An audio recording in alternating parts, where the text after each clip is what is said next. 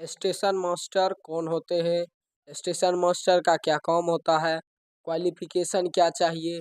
Age limit कितनी होनी चाहिए? एग्ज़ाम कौन सा होता है? एग्ज़ाम पैटर्न क्या होता है? सिलेबस क्या है? सैलरी कितनी होती है? इसकी तैयारी कैसे करें? इन 9 टॉपिक पर हम आज इस वीडियो में चर्चा करेंगे, तो वीडियो के लास्ट तक बने रहिएगा, स्किप करके मत छोड़िएगा। रेलवे में अगर भर्ती होना है, रेलवे का जॉब पाना है, तो उसके लिए ये जानकारी आपको बहुत ही ज़रूरी है। तो चलिए वीडियो को शुरू करते हैं।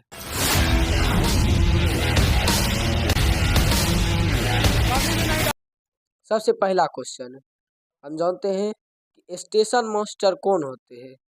आपके जानकारी के लिए बता दें कि स्टेशन मास्टर एक जिम्मेदार भरा पोस्ट होता है। वो कहे तो पूरे आसान भाषा में समझे तो वो पूरे स्टेशन का इंचार्ज होते हैं, जो कि पूरे स्टेशन को कंट्रोल करके रखते हैं। कहाँ से गाड़ी आएगी, कहाँ जाएगी, कितना बजे निकलना है, कितना बजे आई है, सारा उन्हीं के पास रहता है। अब दूसरा क्वेश्चन पर चलते हैं। स्टेशन मास्टर का क्या काम है? तो स्टेशन मास्टर का काम बहुत ही जिम्मेदारी वाला है। आप लोगों को लगता होगा कि जिम्मेदारी से काम होता नहीं है, बहुत ही आसान काम होता है, तो वैसा नहीं है। ट्रेन के आवागमन का ध्यान रखना, प्लेटफार्म का डिसाइड करना, स्टेशन का स्वच्छता का भी ख्याल उन्हीं को रखना होता है। स्टेशन पर सुविधा भी उन्हीं को रखना होता है। जूनियर को वर्क भी बांटने का काम उन्हीं का है और गाइड करना। इतना काम स्टेशन मास्टर का होता है और उनका 6 घंटे का ड्यूटी होता है। अब तीसरा सवाल है कि क्वालिफिकेशन क्या चाहिए, कहाँ तक पढ़े रहे आप? तो कम से कम ग्रेजुएशन पास रहे एनी सब्जेक्ट में और कंप्यूटर का नॉलेज रहना चाहिए। और चौथा क्वेश्चन, एज लिमिट कितनी होनी चाहिए? तो एज लिमिट कम से कम 18 साल और अधिक से अधिक 32 साल, यानी कि 18 साल से 32 साल के लोग स्टेशन मास्टर का नौकरी ले सकते हैं, अगर उनके पास योग्यता, क्वालिफिकेशन सारा चीज हो तो। SC ST वालों को 5 साल की छूट मिलती है, OBC वालों को 3 साल की छूट मिलती है। अब पांचवा सवाल है, एग्जाम कौन सा देना होता है?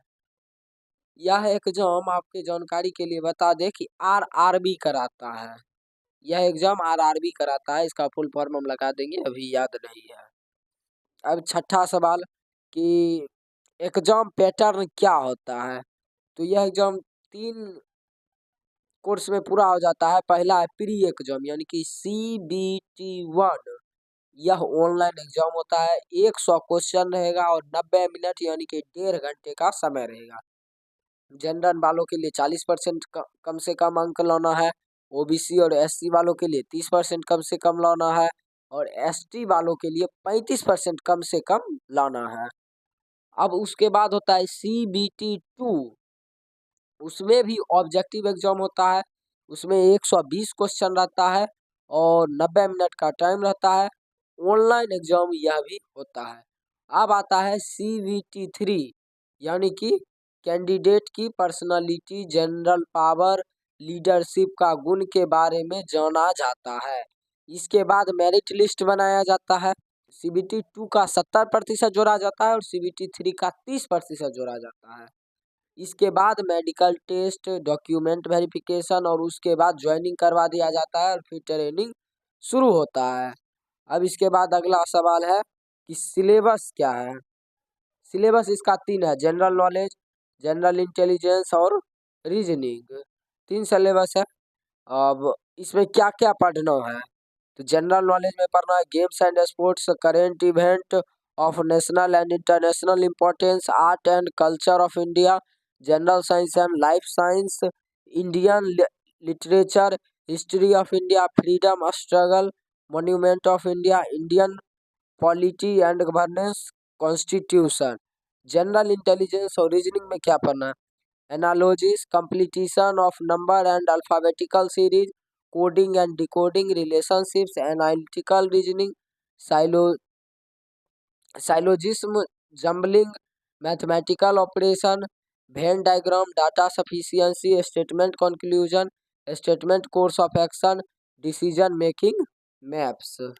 और मैथ में पढ़ना होता है simplification, exponentiation and radiation, lost common and highest common factor, list common and highest common factor, number system, percentage, profit loss and discount, simple interest, compound interest, ratio and proportion, time and work, area and perimeter, surface area and volume, geometry, trigonometry, algebra, regulatory of straight lines, number series.